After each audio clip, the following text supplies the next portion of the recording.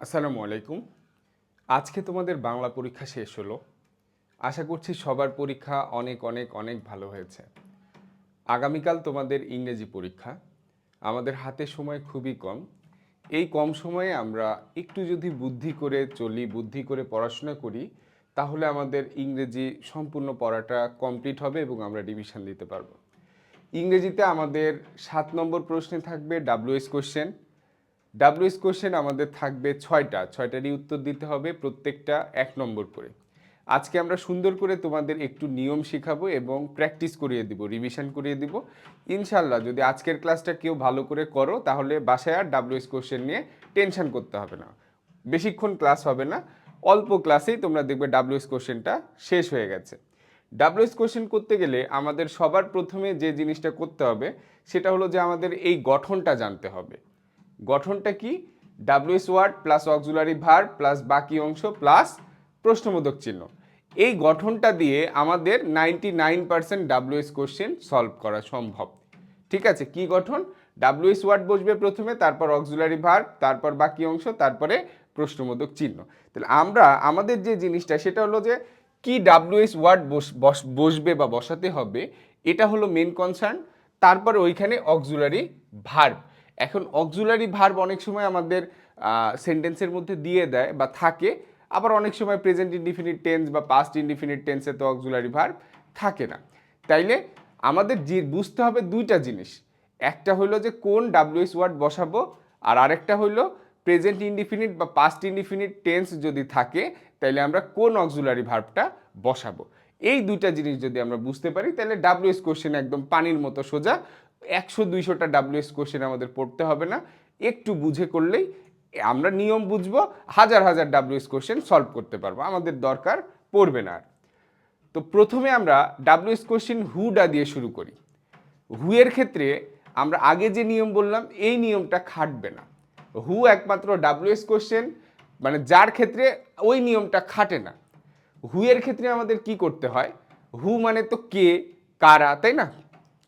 তো ব্যক্তিবাচক সাবজেক্ট নিচে দাগ থাকলে, মানে যে ওয়ার্ডের নিচে দাগ থাকবে সেটা যদি ব্যক্তিবাচক সাবজেক্ট বুঝায় তাহলে হু দিয়ে প্রশ্ন করতে হয়। কি দিয়ে প্রশ্ন করতে হয়? হু দিয়ে।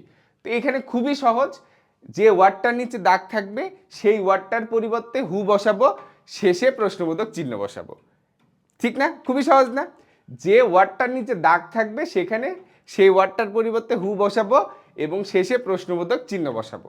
সেই ওয়ার্ডটা দ্বারা যদি ব্যক্তিবাচক সাবজেক্ট ইন্ডিকেট করে, বুঝায়। যেরকম Kazi Nazrul Islam is our national poet, তাইলে হু বসাবো, ব্যক্তিবাচক সাবজেক্ট। তাইলে নাম কাজী নজরুল ইসলামের পরিবর্তে আমরা শুধু হু বসালাম। আর এই যে দেখো ইজ আওয়ার ন্যাশনাল পোয়েট, এতটুকু লিখে শেষে প্রশ্নবোধক চিহ্ন দিয়ে দিলাম, শেষ। কত মজা, তাই না? The tortoise won the race, তাহলে দ্য টর্টওয়াইজের পরিবর্তে শুধু হু বসালাম, শেষে প্রশ্নবোধক চিহ্ন বসালাম। দেখো who won the race. Karim likes to play football, তাহলে করিমের পরিবর্তে হু দিলাম, who likes to play football, শেষে প্রশ্নবোধক চিহ্ন অবশ্যই দিও, তাছাড়া কিন্তু ভুল হবে, নম্বর পাবা না। Maria gets up early, who gets up early. তারপরে Raju is in class 5, who is in class 5। Maria is happy, who is happy. এখানে কিন্তু কোনো ঝামেলা নাই, অক্সিলারি ভার্ব না কোন টেন্স কি, কোনো ঝামেলা নাই। আমরা যদি বুঝতে পারি যে হু বসাইতে হবে তাহলে যে ওয়ার্ডের নিচে দাগ থাকবে সেই ওয়ার্ডের পরিবর্তে শুধু হু বসাবো, শেষে প্রশ্নবোধক চিহ্ন দিয়ে দিব, শেষ। এবার আসছে হলো হয়ার। হয়ার মানে কোথায়, জায়গার নাম, স্থানের নাম বা জায়গা বা স্থান যদি বুঝায়, যে ওয়ার্ডের নিচে দাগ থাকবে সেই ওয়ার্ডটা যারা যদি জায়গা বা স্থান, দেশ এগুলো যদি বুঝায় তাহলে হয়ার দিয়ে প্রশ্ন করতে হয়। কি দিয়ে? হয়ার দিয়ে। দেখো রহিম কামস ফ্রম ঢাকা, তাহলে ঢাকা হলো একটা জায়গার নাম, তাহলে এটা কি দিয়ে প্রশ্ন করব? আমি শুরুতেই কি দিব? হয়ার। কি দিব? হয়ার। তারপরে আমাদের দিতে হবে অক্সিলারি ভার্ব। তো অক্সিলারি ভার্ব কোনগুলো? Am, is, are, was, were, have, has, had, will, shall, should, can, could, may, might, এগুলো। তো এখানে দেখো ওপরের সেন্টেন্সে আমাদের কোনো অক্সিলারি ভার্ব নাই। তো অক্সিলারি ভার্ব থাকে না প্রেজেন্ট ইনডিফিনিট টেন্স আর পাস্ট ইনডিফিনিট টেন্সে, এই দুইটাতে অক্সিলারি ভার্ব থাকে না। তো এটা হলো আমাদের present indefinite tense. Present indefinite টেন্সে আমরা অক্সিলারি ভার্ব হিসেবে ডু অথবা ডাজ ব্যবহার করি, ডু অথবা ডাজ। যদি সাবজেক্টটা থার্ড পারসন সিঙ্গুলার নাম্বার হয় অথবা আমরা মূল ভার্বের সাথে যদি এস বা ইএস যুক্ত থাকা দেখি, তখন আমরা অক্সিলারি ভার্ব হিসেবে কি বসাবো? ডাজ বসাবো। সিম্পল কথা। দুইটা জিনিস, আমাদের সাবজেক্টটা যদি থার্ড পারসন সিঙ্গুলার নাম্বার হয় অথবা এটা দেখেও যদি আমরা বুঝতে না পারি, আমরা দেখব যে ভার্বটা, মূল ভার্বটা তার সাথে যদি এস অথবা ইএস যুক্ত থাকে তাহলে ডাজ বসাইতে হবে। ঠিক আছে? ওকে, তাহলে হোয়ার ডাজ, তারপরে বাকি অংশ। বাকি অংশ আমার কি কি আছে, মানে দাগ দেওয়া ছাড়া বাকি অংশ। বাকি অংশ হইল Rahim comes from, Rahim comes from, তাহলে রহিম কাম ফ্রম। তো এখানে আবার আরেকটা জিনিস, যখন আমরা ডু অথবা ডাজ অথবা ডিড বসাবো অক্সিলারি ভার্ব হিসেবে, অক্সিলারি ভার্ব হিসেবে যখন ডু ডাজ বা ডিড বসাবো, তখন ওইখানে যে ভার্বটা থাকবে সেই ভার্বের বেস ফর্ম হয়, মূল ফর্ম হয়। ঠিক আছে? অথবা প্রেজেন্ট ফর্ম হয়। ঠিক আছে? ওর সাথে আর কোনো এস বা ইএস যুক্ত তো থাকবেই না, অথবা যদি পাস্ট ফর্ম থাকে সেটার প্রেজেন্ট ফর্ম হবে। বুঝাইতে পারছি? ডু ডাজ ডিড বসালে আমাদের ওইখানে যে মূল ভার্বটা থাকবে তার বেস ফর্মটা বসাইতে হবে। তাহলে where does Rahim comes from আর হবে না, হবে কি?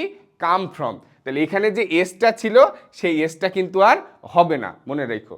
ডাজ বসালে সেই এসটা আর হবে না। Okay, Babul lives on the island of Dublar চর।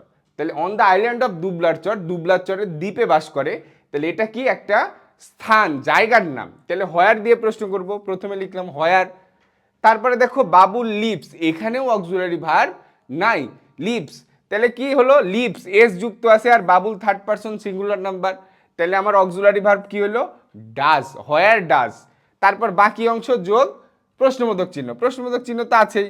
বাকি অংশ, বাকি অংশ আছে কতটুকু? এতটুকু, বাবুল লিভস। তাহলে হোয়ার ডাজ বাবুল লিভস হবে না, লিভ হবে। ওপরে যেরকম বললাম, যখন ডাজ বসাবো তখন এস বা ইএস আর থাকবে না, মনে থাকবে? এস বা ইএস আর থাকবে না। সাবিনা ওয়েন্ট টু মার্কেট, তাহলে ওয়েন্ট টু মার্কেট জায়গা বোঝাচ্ছে, তাহলে হোয়ার। এখানে এটা আমরা দেখতে পাচ্ছি পাস্ট ইনডিফিনিট টেন্স, গোয়ের পাস্ট ফর্ম হলো কি? ওয়েন্ট। তার জন্য এখানে ডিড বসেছে। পাস্ট ইনডিফিনিট টেন্সে অক্সিলারি ভার্ব না থাকলে ডিড বসে, তাইলে হোয়ার ডিড। তারপরে বাকি অংশ, বাকি অংশ আছে কি আমাদের? Sabina go went, where did Sabina went. কিন্তু আমি এখানে বলেছিলাম ডাজ বসলে এই যে ভার্বের এস বা ইয়েস আর বসে না ভার্বের সাথে, আর ডিড বসলে ভার্বের প্রেজেন্ট ফর্ম হয়। ঠিক আছে? অথবা ডু ডাজ ডিড, তিনটার যে কোনো একটা বসালে ভার্বের প্রেজেন্ট ফর্ম বসাবে, মূল ফর্মটা বসাবে, ওর সাথে এস ইএস বা পাস্ট ফর্ম কোনো কিছুই বসবে না। তাহলে ওয়েন্টের প্রেজেন্ট ফর্ম কি? গো। ঠিক আছে? তাহলে দুইটা জিনিস মনে রাখো, যখন আমরা ডাজ বসাবো তখন ভার্বের সাথে এস বা ইএস থাকলে সেটা আর বসবে না, যখন আমরা ডিড বসাবো তখন ভার্বের প্রেজেন্ট ফর্ম বসবে। ঠিক আছে?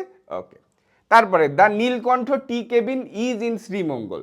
তাহলে প্রথমে হোয়ার বসালাম, এখানে দেখতে পাচ্ছি একটা অক্সিলারি ভার্ব আছে ইজ, তাহলে সেটা বসালাম, হোয়ার ইজ।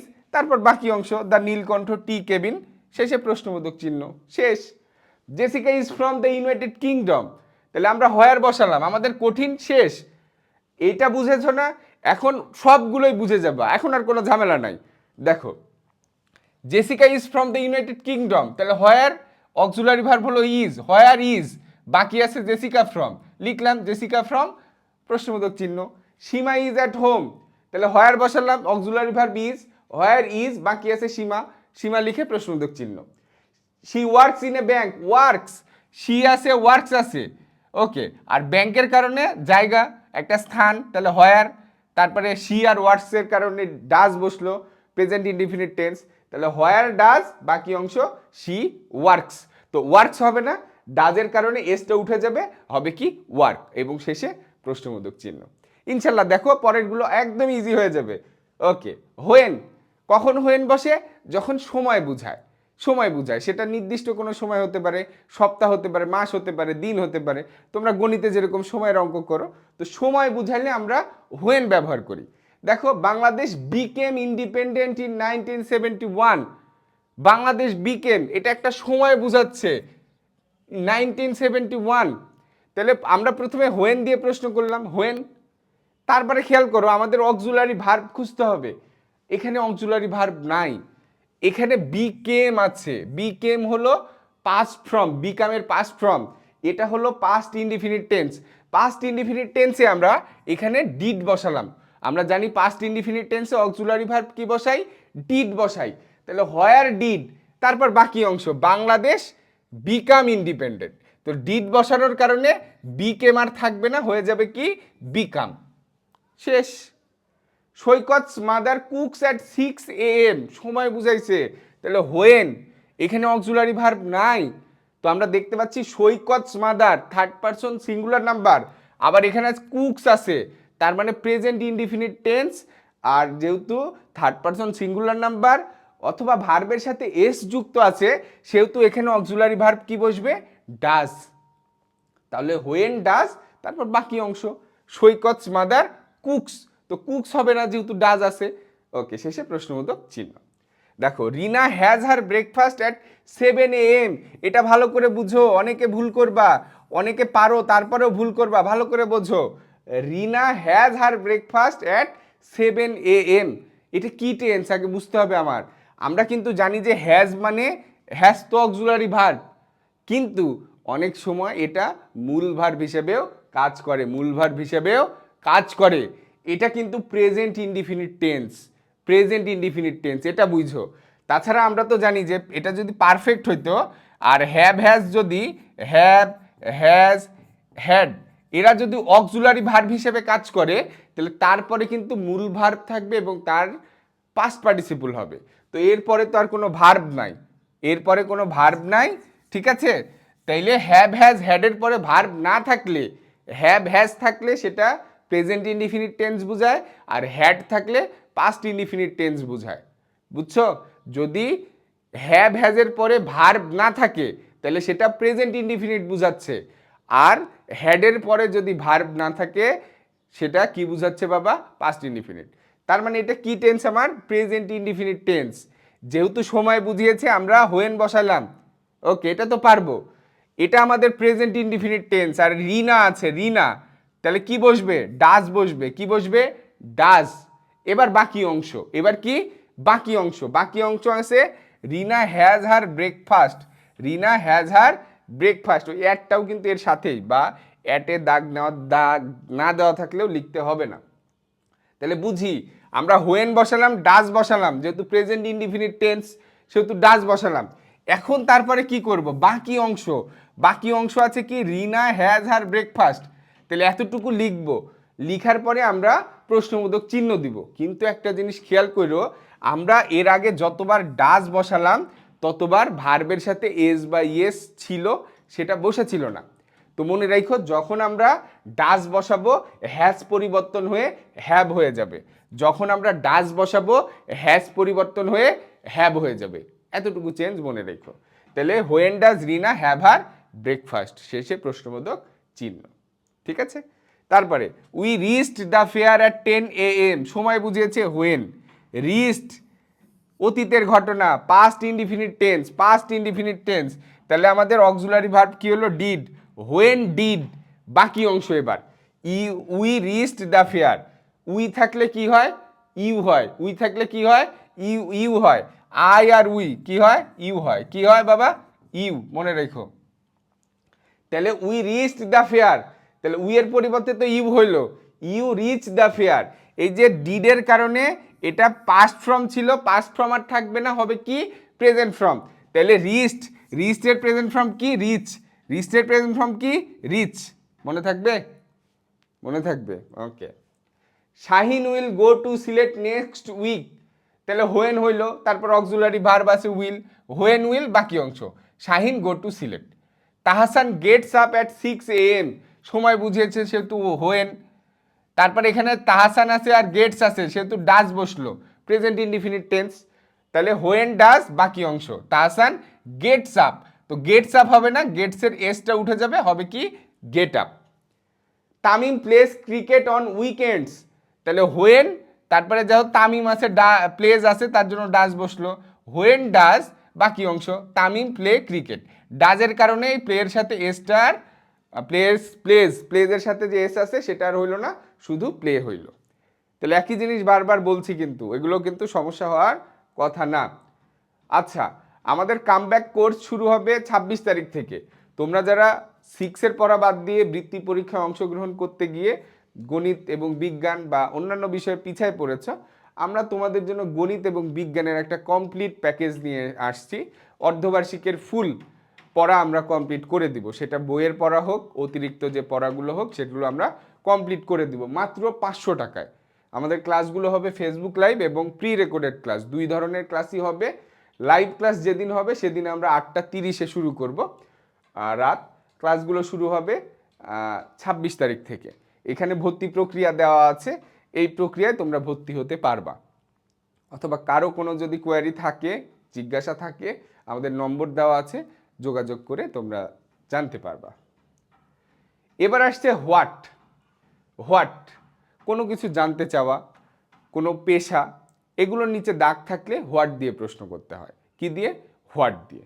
দেখো, সাকিব ইজ এ স্টুডেন্ট, এটা পেশা বুঝাচ্ছে। সাকিব ইজ এ স্টুডেন্ট, তাহলে হোয়াট ইজ সাকিব? কি? What is Sakib. আমার স্ট্রাকচার একই, WS question plus auxiliary verb plus বাকি অংশ প্লাস প্রশ্নবোধক চিহ্ন। দেখো, the name of our country is Bangladesh, তাহলে হোয়াট, তারপরে is, what is the name of our country, what is the name of our country. সহজ। Sima is in class 5, Sima is in class 5, ক্লাসের বিষয়টা যদি বুঝায়, সীমা ইজ ইন ক্লাস 5 যদি এরকম আসে, তাহলে হোয়াট ক্লাস একসাথে বসাইতে হবে। হোয়াট ক্লাস কি বসাইতে হবে বাবা? What class, what class. মনে রেখো, ক্লাসের নিচে দাগ থাকলেও তখন ক্লাসটা ব্যবহার করতে হবে। হোয়াট ক্লাস, তারপরে অক্সিলারি ভার্ব ইজ, তারপরে বাকি অংশ।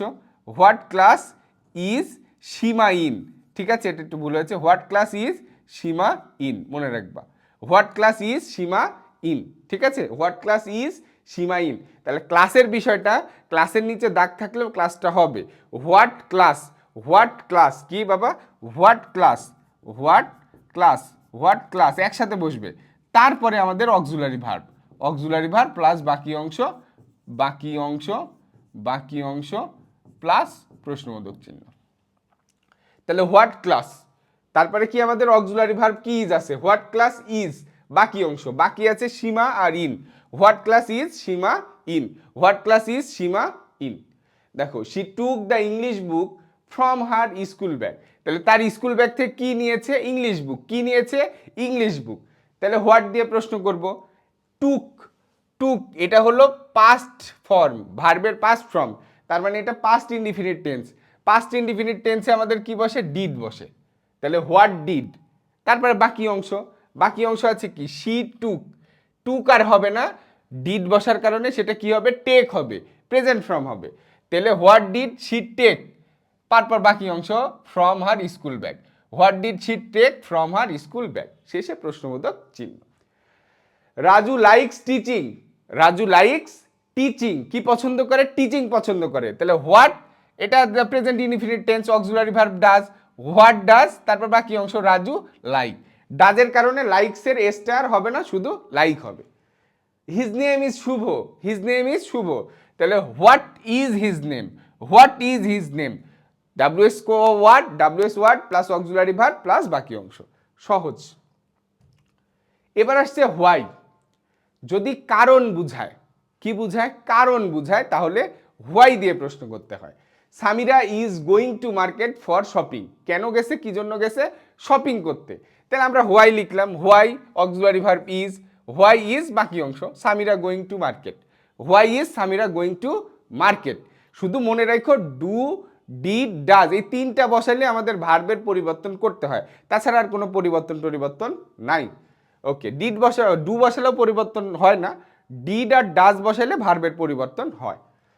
We go to hospital to get treatment, কি জন্য গেছিলাম? চিকিৎসা নিতে। তাইলে হোয়াই, হোয়াই, হোয়াই ডু, এখানে উই হবে না, ইউ হবে, ঠিক আছে।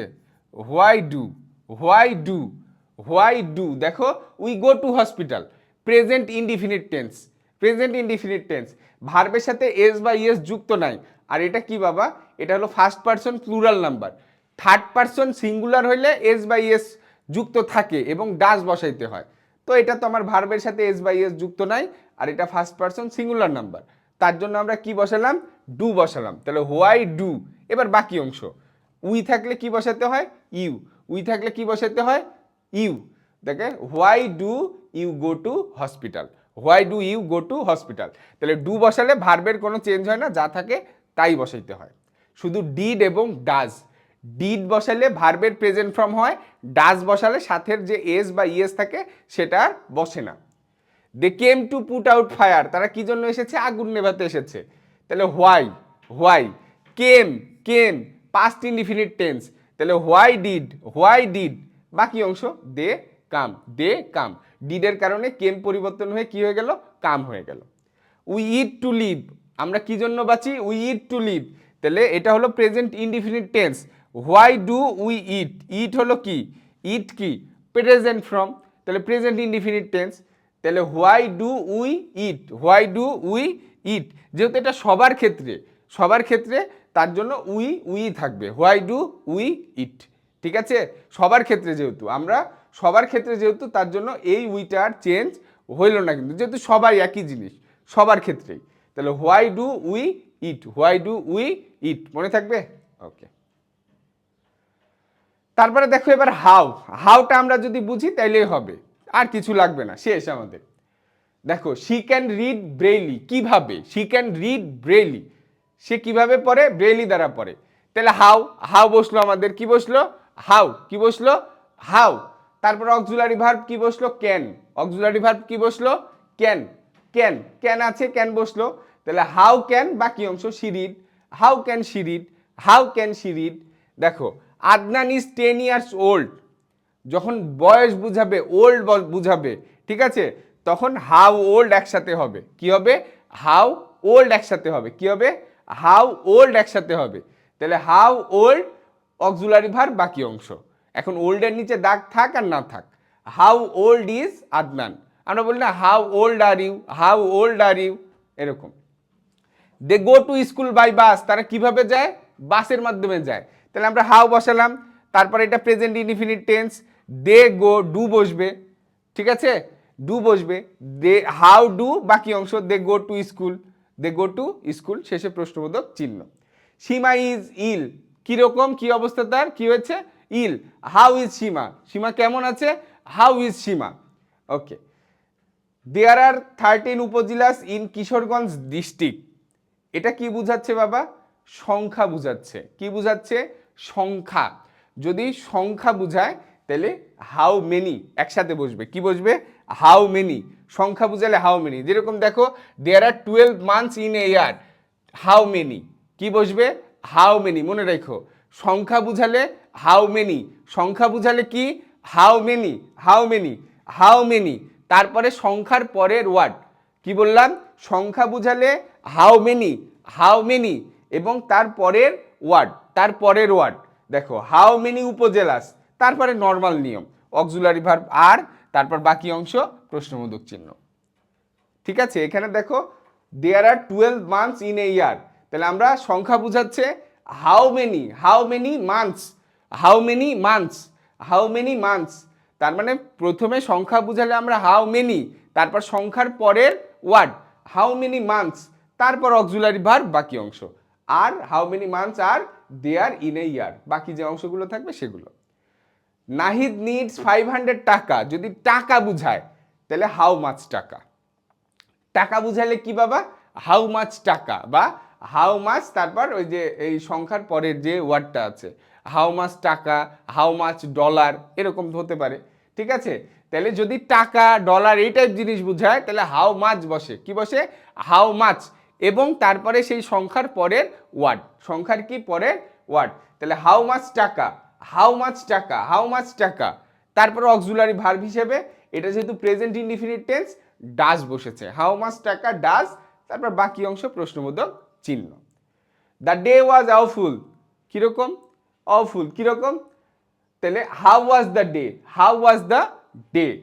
The weather was nice, nice কেমন, কেমন, কেমন, how was the weather, how was the weather. The tortoise walk steadily, কিভাবে হাঁটে, স্টেডিলি, তাহলে how did the tortoise walk, এই যে ওয়াকড, পাস্ট ইনডিফিনিট টেন্স, তার জন্য ডিড বসেছে এবং ডিড বসার কারণে পরে এটা আবার কি প্রেজেন্ট ফর্ম হয়ে গেছে। The picture is beautiful, how is the picture. আশা করছি তোমরা এইটা যদি ভালো করে পড়ো বা এই ক্লাসটা যদি ভালো করে পড়ো, তোমার ডাব্লিউএস কোশ্চেনে আর কোনো প্রবলেম থাকবে না। এখন একটা জিনিস তুমি মনে রাখো, I I I are we থাকলে কি হয়, ইউ হয়। আই আর উই থাকলে কি হয়, সেটা ডাব্লিউএস করার সময় ইউ হয়। কিন্তু কিন্তু কিন্তু উই দ্বারা যদি সবাইকেই বুঝায়, সবাইকেই যদি বুঝায়, পৃথিবীর সবাইকে বা সবাইকে মানুষকে বুঝায়, তাহলে উই উই থাকে। ঠিক আছে, মনে থাকবে। এখানে যেরকম we go to hospital to treatment, আমরা হসপিটালে যাই ট্রিটমেন্ট নিতে, এখানে উইটা পরিবর্তন হয়ে ইউ করলাম, why do you go to hospital, we রাখলেও সমস্যা হবে না এটাতে, তারপরে আমরা ইউ করলাম। কিন্তু এখানে উই ইট টু লিভ, আমরা সবাই কি করি বাবা, বাঁচার জন্যই খাই। এখানে যেহেতু সবাই বুঝাইছে, সেহেতু আমরা কি করি, এখানে উইটা উই রাখবো। এখানেও উই রাখলে কোনো প্রবলেম হবে না, যেহেতু সবাই আমরা হসপিটালে যাই, সবাই, তাই না, সবাই যায়। কিন্তু কিছু কিছু জায়গা আছে, দেখো একটু দেখাই তোমাদেরকে, উই কোথায় আছে। আর এই যে we reached the fair at 10 AM, এটা কি আমরা সবাই, এটা সবাই আমরা 10টার সময় কি আমরা সবাই মেলাতে গেছি, সবাই তো না। সেহেতু এই উইটা পরিবর্তন হয়ে কি হবে, ইউ হবে। ঠিক আছে, ওকে, যেহেতু সবাই না, কিন্তু we go to hospital to get treatment, আমরা সবাই যাই, সবাই যাই, সেক্ষেত্রে এখানে উইটা উইও রাখতে পারি, আবার ইও দিতে পারি। কিন্তু নিচে উই ইট টু লিভ, এখানে অবশ্যই আমাদের উই দিতে হবে, ইউ দেওয়া যাবে না। এটা একটু দেখে নিও, ঠিক আছে। সবাই ভালো থেকো, সুস্থ থেকো।